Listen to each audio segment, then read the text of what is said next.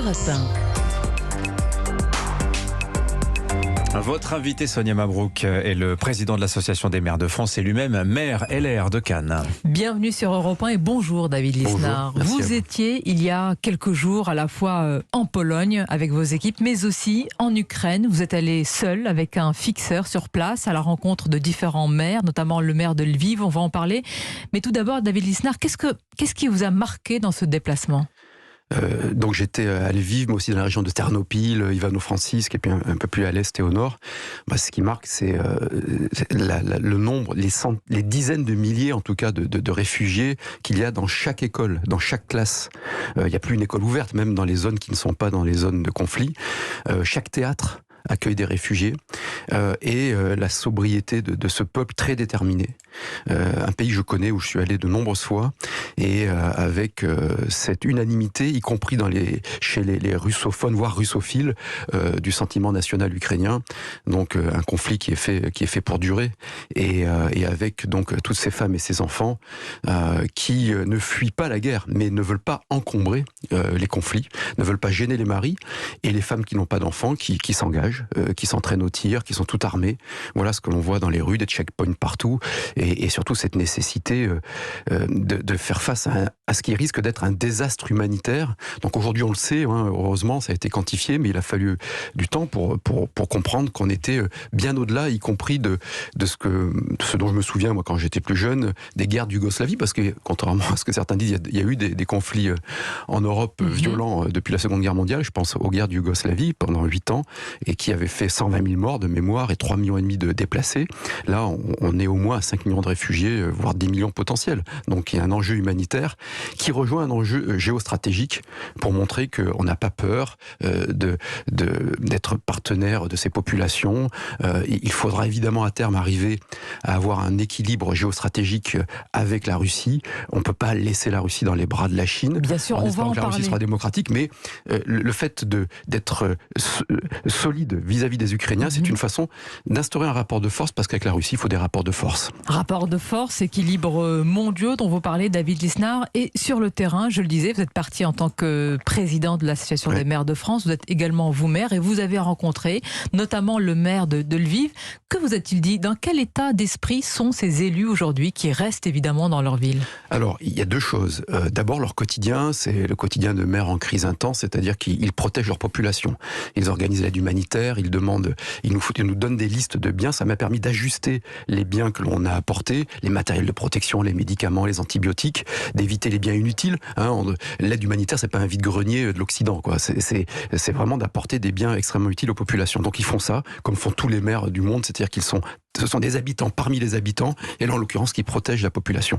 Deuxièmement, ils ont tous une vision géostratégique, et on voit bien qu'il y a une unité autour du président. Ça a été d'ailleurs une des erreurs majeures de Vladimir Poutine, de sous-estimer l'unité et la solidité du président ukrainien, et donc ils nous font passer des messages. Alors il faut faire attention à la propagande, il faut faire attention évidemment aux discours qui nous sont donnés, mais il n'y a pas un maire qui vous dit dites aux autorités qu'il faut absolument une zone d'exclusion aérienne, ce qui serait un acte de guerre qui enclencherait l'OTAN, etc. Donc il y a à la fois cette préoccupation prioritaire de protéger les populations, parce qu'il y a une immense détresse, il y a des bombardements, enfin c'est d'une violence inouïe, et j'ai vu des enfants monter dans des trains, dans des porte-bagages, entassés, des bras cassés pour rentrer, mais finalement avec beaucoup aussi de dignité. Et quand vous allez à Cracovie, en côté polonais, c'est extrêmement préoccupant, pour pas dire autre chose, pour pas tomber dans le pathos, mais aussi des maires qui sont eux-mêmes des combattants. Et puis avec certains maires qui ont été enlevés, qui sont torturés par les Russes. Donc il y a une période de crise. Ces gens sont concentrés, sont calmes.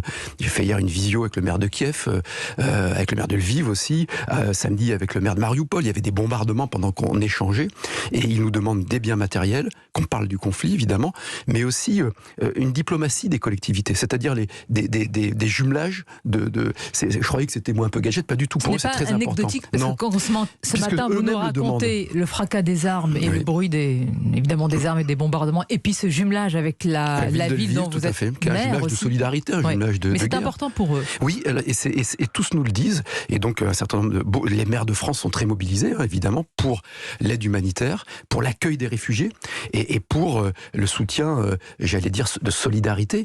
Et donc, la problématique qui est la nôtre, c'est de maîtriser le premier kilomètre de l'aide humanitaire, mais aussi le dernier kilomètre en Ukraine ou dans les pays limitrophes, et inversement, le premier kilomètre de départ des réfugiés et l'accueil des réfugiés, parce que plus on les prend en amont, mieux on a une traçabilité et on évite les problèmes de sécurité, etc. David Lisnard, vous avez dit tout à l'heure désastre humanitaire. Vous avez parlé potentiellement de millions et de millions de réfugiés, de déplacés, ce que disent les organisations internationales. Pour l'heure, en tous les cas en France, nous sommes à 20 000, 25 000 exactement réfugiés, jusqu'à 10 000, a dit hier le Premier ministre, avec des structures d'hébergement qui vont avec. Mais là, vous parlez de millions et de millions de réfugiés déplacés, c'est-à-dire dans les prochaines semaines, mois, peut-être années, c'est conséquent. Oui, très rapidement. On est habitué à accueillir des réfugiés. Moi, je vois dans ma ville, qui est une ville d'accueil, on a eu des Syriens, des Irakiens récemment. Mais là, c'est quantitativement, mais c'est colossal, ça n'a rien à voir. Il faut vraiment en avoir conscience, c'est sur le continent européen. Et déjà, on a recensé 90 000 offres d'hébergement chez les particuliers. Donc il faut tout faire pour bien les accueillir. Mais concrètement, comment ça se passe? Une famille, est-ce que vous avez des enfants que vous inscrivez directement à l'école? Ouais. Est-ce que ceux qui arrivent s'inscrivent pour travailler? Il y a beaucoup de communes de France qui ont pris des initiatives. On a fait une unité de lieu avec. J'avais proposé à la préfecture qui a accepté. On délivre des papiers, les titres de séjour. On inscrit les enfants à l'école. On a des traducteurs. Alors c'est vrai qu'il y a une diaspora ukrainienne importante, donc ça nous aide. Et il y a une bourse aux emplois. Et ce qui est frappant, c'est que ce sont que des femmes et des enfants, que les femmes veulent toutes travailler, qu'il y a une intégration immédiate. Et ce qu'il faut, c'est que ce soit accepté par la population. C'est pourquoi moi je pense qu'il ne faut pas attribuer les logements sociaux. Il faut les garder pour ceux qui attendent des logements sociaux, pour pas créer des situations de rejet. Mais en fait, on se rend compte de la générosité d'abord de nombreux Français, de la générosité et de l'implication des maires de France. Et on trouve plein de solutions intermédiaires avec des organismes de garantie de loyer dans le secteur privé. On va chercher les logements vacants. Enfin, tout cela se met en place de façon... Une générosité naturelle que vous soulignez. Et puis de la méthode aussi, bien pas sûr. que de la générosité. Vous entendez, monsieur le maire, certains qui disent, voilà, il y a un accueil à géométrie variable entre des réfugiés ukrainiens, européens, donc une immigration européenne, et puis d'autres réfugiés syriens, afghans. Est-ce que cette différence-là est D'abord, réelle? je trouve que c'est une polémique indigne. On a un pays européen, c'est sur notre continent, donc il y a une proximité géographique, donc ça touche plus, c'est une évidence, c'est comme ça. Et avec quantitativement, ça n'a rien à voir. Et entre la Syrie et la France et l'Europe, il y a aussi d'autres pays. Et puis en plus, il suffit de marcher en France pour voir que c'est un pays accueillant. Voilà. Donc la France est devenue cosmopolite. Donc je trouve que c'est un faux procès. Et je le dis d'autant plus que je suis dans une commune qui a une tradition d'accueil des réfugiés. Donc ça a été avec les Espagnols, les Portugais, les Maghrébins. Là, c'était l'immigration économique, mais aussi les Libanais. On a la plus forte communauté iranienne de France. Mais là, on est dans un enjeu, je le répète, qui n'a rien à voir. Quand on accueillait 10 000 Syriens en France, on accueille au moins 100 000 Ukrainiens. Les guerres en Yougoslavie dont je parlais, avaient fait 3,5 millions de réfugiés, mais c'était sur 8 ans. Là, on en est déjà à 5 millions sur 3 semaines. Donc, il n'y a pas de polémique à avoir. Et puis, on ne peut pas se revendiquer d'une culture judéo-chrétienne et ne pas appliquer l'hospitalité. Donc, pour vous, c'est naturel qu'un pays européen accepte d'abord une immigration européenne. Vous faites cette hiérarchisation. Et puis, enfin, on a des personnes qui arrivent qui ne posent pas de problème d'intégration. On n'a pas de potentiel terroristes islamistes infiltrés dans les Ukrainiens. Voilà, c'est comme ça. Donc, il faut accueillir, bien sûr, les Afghans réfugiés, les Syriens, vérifier qu'ils ne soient pas infiltrés. C'est pas la même chose sur l'Ukraine. La campagne présidentielle, David Lisnard, elle est de fait écrasée par cette actualité tragique. Nous sommes quand même, rappelons-le, à moins de 20 jours du premier tour. Est-ce que vous dites, comme toute l'opposition, dont vous faites partie, que le président candidat est en train de survoler cette campagne ? Je ne sais pas dans quel sens vous l'entendez, mais survoler. Dans le sens dit par l'opposition, notamment votre parti, qui dit qu'en réalité, il anesthésie la campagne. Je pense qu'il y a une campagne anesthésiée. Le président de la République en est en partie responsable, mais pas seulement. Il y a aussi cette l'hystérisation de l'actualité, donc, et cette succession de crises que le président, bien sûr, utilise avec cette mise en scène en permanence de l'immédiateté. Et cette immédiateté, forcément, elle écrase, elle anesthésie, elle nous met en apnée face aux enjeux majeurs.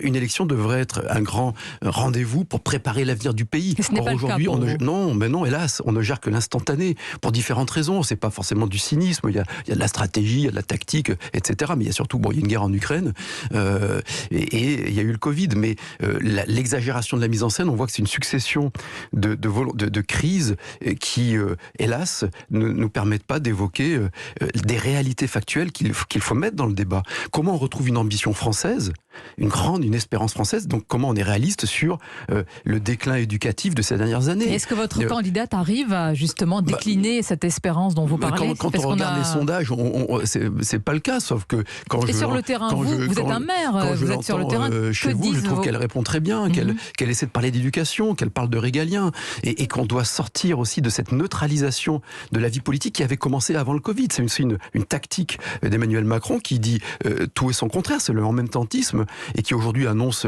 un projet, mais sur le régalien, enfin, il nous disait il y a 2 ans qu'il y aurait 100% de respect des obligations de quitter le territoire français. On est passé en dessous de 6%. Donc il y a les mots, puis il y a la réalité des faits. Donc il faut commencer par analyser les faits, puis comparer les projets. Sur les mots, David Lisnard, parlant d'un autre LR, c'est le député Guillaume Larrivé qui affirme en fait qu'il y a de très fortes convergences entre Emmanuel Macron et Valérie Pécresse. Il appelle d'ailleurs à construire une sorte de coalition en pleine campagne présidentielle. C'est quand même assez inédit. Bon, est-ce que c'est la chronique d'un enterrement annoncé des LR? Et il dit qu'il soutient Valérie Pécresse, mais que si Emmanuel Macron gagne, etc. Le mieux, c'est que Valérie Pécresse gagne, comme ça on ne se posera pas ce genre de questions. Oui, mais ça, c'est le scénario que vous avez dans votre tête. Commenter un commentaire. Moi, je suis dans le match, je suis engagé, je soutiens Valérie Pécresse. Je ne peux pas sortir du terrain et aller commenter ce que fait le numéro 8, le numéro 7, ou ce que fait un remplaçant qui n'est même pas sur le terrain. Vous voyez ce que je veux dire? Voilà, il y a un sujet qui provoque beaucoup de commentaires, David Lisnard. Il s'agit du recours au cabinet de conseil et notamment de l'argent dépensé pour les cabinets de conseil, dont McKinsey, dont on a appris qu'ils ne payaient pas ses impôts en France à l'aune d'un rapport du Sénat. Est-ce que l'État pouvait ignorer une telle situation et que vous inspirent ces cabinets de conseil aujourd'hui? Alors, d'abord, il ne s'agit pas d'être contre les cabinets de conseil ou pour les cabinets de conseil. Dans toute entité complexe comme un État, on a besoin de conseils extérieurs, de tiers sachants, et on peut recourir à des cabinets de conseil. Mais c'est comme le cholestérol, il en faut, mais pas trop, quoi. C'est-à-dire que là, ce qui est extrêmement frappant, c'est cette montée exponentielle des cabinets de conseil, notamment de McKinsey, jusqu'à 1 milliard d'euros l'année dernière, et ce qui est en fait révélateur de plusieurs choses. Un, ça révèle l'embourbement de l'appareil d'État, qui ne sait plus décider, qui ne sait plus, alors qu'il y a des gens de grande qualité. Deux, ça révèle une fausse modernité, c'est un archaïsme en réalité. Qu'on ait du conseil à juste proportion, mais c'est l'archaïsme pour moi du système du président de la République, c'est-à-dire un État hyper centralisé, une absence de projet politique, donc on se rassure, on veut toujours légitimer par des tiers. Et puis il faudra quand même regarder. On ne fait pas confiance à son administration, oui, on préfère. Et puis on ne fait pas confiance à son projet politique, parce que ce qui est révélateur dans ces cabinets, c'est qu'il y a non seulement de l'assistance à exécution, parce que l'exécutif n'est plus capable d'exécuter, ça devrait être un sujet.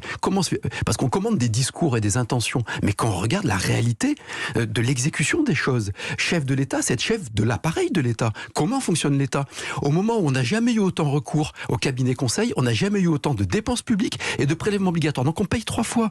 On paye en tant qu'usager parce qu'on a un mauvais service, on paye en tant que contribuable l'administration et on paye en tant que contribuable les cabinets conseils. Et puis il faudra quand même regarder les conditions de conception, d'attribution et d'exécution de ces marchés s'il n'y a pas des connivences d'État. C'est-à-dire qu'on analyse. Moi j'ai écouté comme vous... quand vous dites connivence d'État, là on est interpellé. J'ai écouté ce que disaient les sénateurs et on comprend pourquoi l'exécutif voudrait que le Sénat soit à la botte. Il faut accepter qu'il y ait des contre-pouvoirs ou des pouvoirs indépendants en France.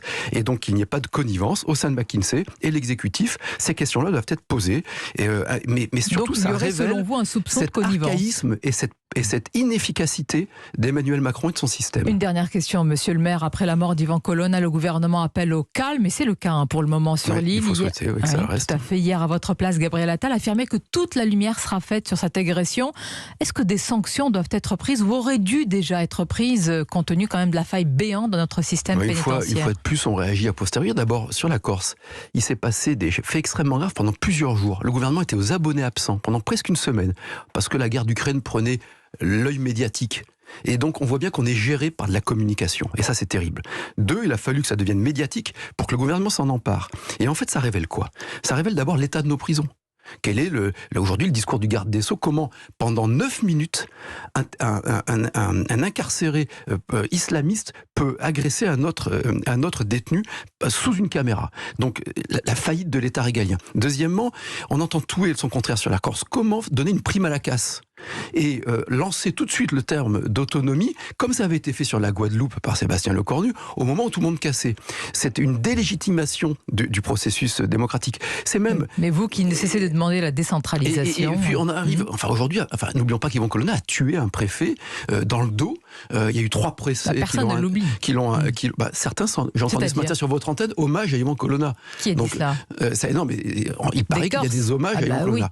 Oui. Et ensuite, de comprendre aussi la réalité des Corses. La réalité des Corses, c'est qu'une majorité de Corses qui ne sont pas des casseurs, sont attachés à la République et voudraient un débat serein. On ne peut pas engager un débat institutionnel sous le feu des agressions contre les dépositaires de l'autorité de l'État. Merci David Lisnard d'avoir été notre invité ce matin. Bonne journée à vous ainsi qu'à nos auditeurs. Merci David Lisnard, merci Sonia.